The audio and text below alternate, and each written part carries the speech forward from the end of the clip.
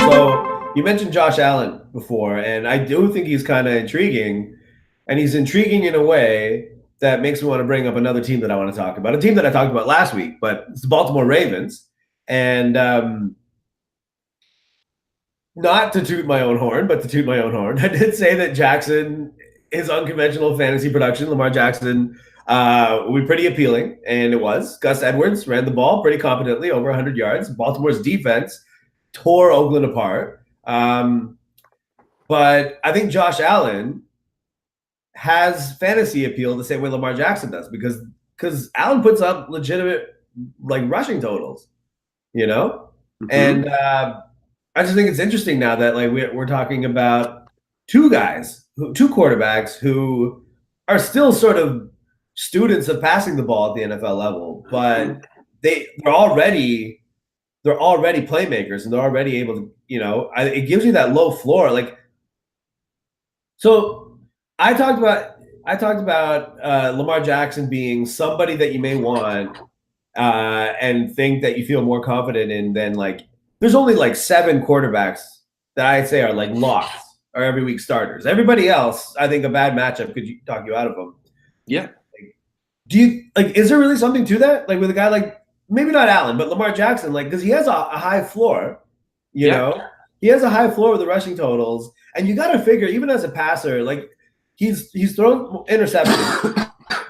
Like he has thrown interceptions, right? But I think it's like he's generally been they've been trying to be careful with him, but also give him a chance to make throws. And I think that'll keep coming along week to week. He'll probably still throw interceptions, but he'll also give himself more of a chance at some passing touchdowns as well. I mean, yeah. Is it crazy? But for sure. Lamar Jackson is a legit like potential starter. Yeah, for sure. I mean, I picked him up in the FFPC league a few weeks ago, so I got lucky on him, and I started him with confidence in good matchups. I don't know if you could pull up Lamar Jackson's attempts the last 2 weeks, but I just looked up Flacco. Flacco has 12 touchdowns, 6 picks, and nothing to write home about. So we're about to find out what kind of man and coach John Harbaugh is, because John Harbaugh seems to, everything he says to the media seems to say that he wants to stick with his man Joe Flacco. I know that they said at the end of the year that the organization, the coach have agreed to part ways mutually. Really? Yes. This is a story that came out a couple weeks ago. So I think when it comes to making a coaching decision, I think obviously fantasy owners want to see Lamar Jackson, but as football fans, you have to roll with this guy rest of season. I don't care. Baltimore is not a Super Bowl contender right now, but they're a tough out and a competitive team every week. And they could be a playoff team. And this is the formula right now that Baltimore is winning with, against crappy teams. Sure, Cincinnati and Oakland, but Lamar Jackson is making it tough for defenses to scheme, because a lot of his plays are improvised. They're the RPOs. They're his own personal runs, his scramble, and he's also making Gus Edwards look really good too. Yeah.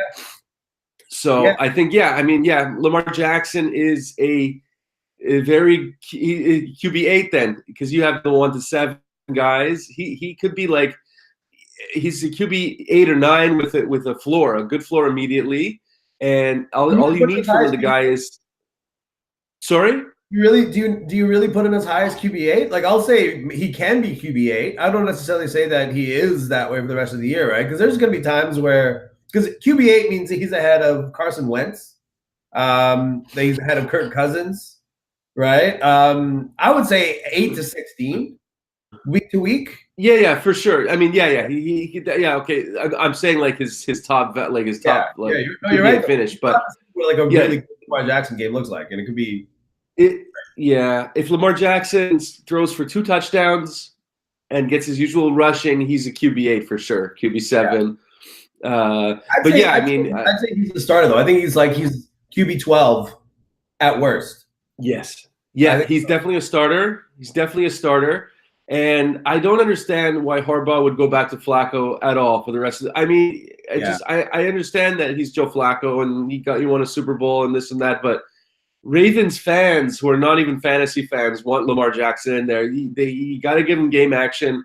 It's clear that Lamar Jackson is going to be the starter next year. They brought RG in as a backup strategically because he was probably mentoring Lamar Jackson this whole time. And Lamar Jackson looks super raw. He looks totally raw, but he also looks like he's hard to coach against because linebackers don't know where to go. Even rushers and tackles, they don't even know how to approach Lamar Jackson. And Gus Edwards is the perfect complement to Lamar Jackson. Gus Edwards is a punch in your face, north-south bowling ball.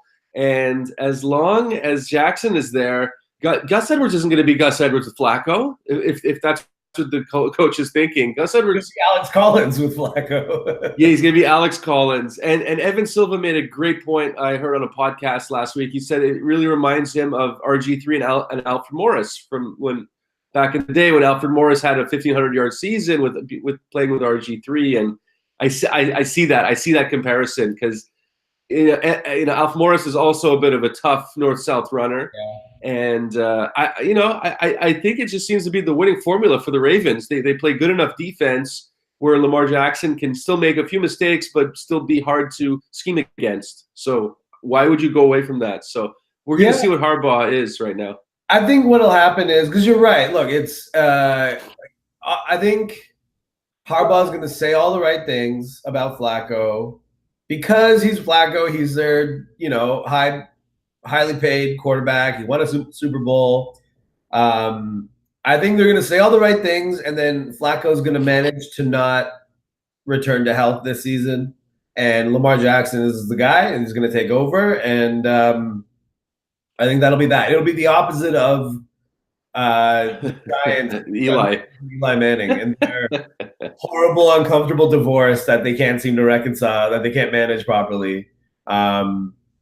Yeah, Baltimore is a well-run organization. They're going to figure out a way to do it smoothly. And I think the smooth is to say, man, Joe Flacco won us a Super Bowl and deserves all the respect in the world. Also, we pay him a lot of money. And so it would look foolish for us to just bench him. So we're not going to. We're going to praise him up and down while not playing him anymore. And, basically. So the Ravens know it's happened. First of all, yeah, I'm super excited about Lamar Jackson because just his rawness, his raw potential alone is already is a better play than Joe Flacco, his veteran self, right? His declining self, if we're honest. But so the question will then become: so will Gus Edwards still be for real next year, or will he be the latest in the long line of waiver ad Baltimore running backs who then become overdrafted RB2s the following year? Will he be? Yeah, no. If Gus Edwards finishes at this clip, there's no reason to think why he wouldn't be a third-round pick next year with Lamar Jackson. For sure, he's a third or fourth-round pick. Is that exactly what Alex Collins was this year? Or do you think because it's Jackson versus Flacco, you have more confidence in the running back? Yeah, for sure, because it's Jackson. Because Jackson's there. And I don't watch Alex Collins' film. I don't really watch a lot of Ravens games, but everyone says he dances a lot back there. I think Gus Edwards is just no nonsense kind of running back, and I think whoever is paired with Lamar Jackson, if he gets the starting job next year, he'll be a third or fourth round pick. I mean, why not? I mean, I would feel good about taking him next to, just in the same way. I mean, it's hard to. I mean, Seattle's a running team, obviously. Chris Carson does well because Russell Wilson is hatched to the hip. So, so Carson will. That's a different story because they seem to have a few different guys back there. But it appears that Edwards is the guy. Buck Allen seems to be the passing down running back sometimes, and I feel like there a bunch. Sorry, Ty Montgomery got in there a bunch. He did, yeah, he did. So everyone got in there in front of Alex Collins, basically. Yeah. But Collins was just benched. The thing is, Collins is benched. I'm not claiming to be an expert or a game like a tape eater, but from what I see of Collins, is he's very he's boring, right? There's no hesitation on his part. He goes for it, right? He's very kind of hyperactive though, and I think that both. That causes him that's what enables him to like hit some of the highs that he's hit. But it also like I think that's also a reason why he fumbles a lot. That's also a reason why like he's very unsteady. He's just sort of hyperactive, and even in a grass is greener way, like so I think this maybe Collins was good with Flacco because Flacco was so kind of like such a lifeless, force in that offense comparatively. Collins had to like be this sort of energy guy, right? But Jackson's so full of energy, and like just what Jackson does with the offense is so vital that what they need is instead of another active energy guy, they need a steadying presence, and like Gus Edwards is right, Yeah, Gus Edwards is a pure decision maker. He knows exactly which hole to hit. He knows exactly where to go, and he doesn't waste any time getting there. So that's what they need, basically. They don't need a guy who's going to shuffle. And I was watching a little bit of the Ravens yesterday, and everyone says the locker room loves this guy. Mm-hmm. Everyone in the locker room loves Lamar Jackson. There's no way that the locker room would be happy if Flacco came back in there. Do you think Terrell Suggs is going to be supporting that decision? No way, man. Right? We've been talking about it. It's been feeling like it's been headed this way for so long, is that there is such a muck, there's such a mire in the middle that you got to look for just exceptional talent and exceptional ability, like because everything has been flattened out, because the game is so easy now for every quarterback to put up big fantasy lines and every receiver to catch passes and every running back to do whatever. It's like you gotta find the guys that are exceptional, and it's like Lamar Jackson, man, he's raw, but what he does is exceptional, and you got to get excited about that. More Flacco isn't the answer. More what Flacco provides isn't the answer. It doesn't work anymore. That's just how you become. That's how you become. But if you really need to win, you gotta step forward, and Jackson is an example of a step forward. It's really exciting to see, and it's exciting to see Baltimore. All teams, they seem like they've been defined by Flacco, and before that they went with Trent Dilfer. You know what I mean? Like they've been defined by their sort of running and defense and mediocre, steady offense, and now they're like, no, let's go get it. Yeah, it's fun, man. Like I wanted to see what the Ravens. I want to watch a little more Baltimore. So maybe not yet for prime time. Maybe we're still rather see the Chargers. Yeah, sorry, I was talking over you there. I didn't mean to, Jeff. That's all right. That's okay. Yeah. No, for sure. I mean, they're definitely more fun to watch. They're more fantasy relevant too. That's just going to be more eyes on the Ravens. So it can't be bad. And that's a team that has experience beating New England in the playoffs. I think they'd like the chance to beat Pittsburgh. Pittsburgh, that was a really unfortunate stumble for them. I was uninterested in that game. That was another game that was on TV for me. I didn't care to watch it. Like Pittsburgh and Denver on their best days, I'm not that interested in them. Neither did I. I wasn't into that, but it was a good game. Turned out to be a good game, obviously. Yeah, sure, but like the 24-17 sounds like what that game would have been. You know what I mean? It's like, all right, fine, whatever. Yeah. But I mean, Baltimore can catch them, and or they'll like to try anyway, and it'll be fun to see. It'll be fun to see. Yeah, no, you put Flacco back in, you're ripping the heart out of that team and the players, so it's not going to work. Yeah, we'll see what Harbaugh does. There's no way. I can't see this happening. But anyways, I'm excited about Josh Allen. I'm excited about Lamar Jackson, and man, those are two quarterbacks that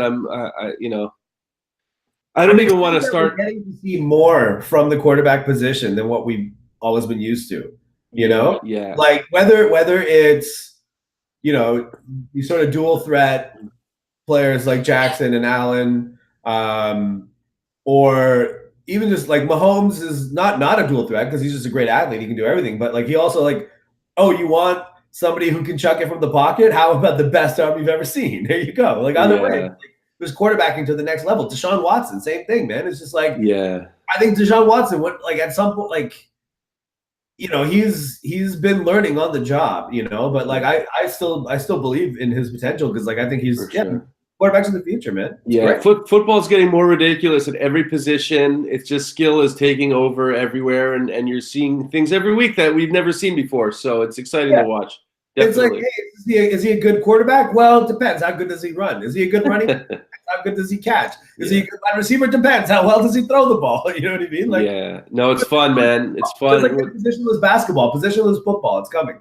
You're going to have 5 backs that are all eligible, or six 6 players on the field that are all eligible, that can all run, catch, or throw. It'll be amazing. Yeah. I think Roger Goodell is going to step in on the Harbaugh decision and just start Lamar Jackson. He's going to send them a memo. I mean, if that's what it takes. Luckily with Baltimore, I don't think you need to worry about that. But I think that's what's going to happen, and that's exciting.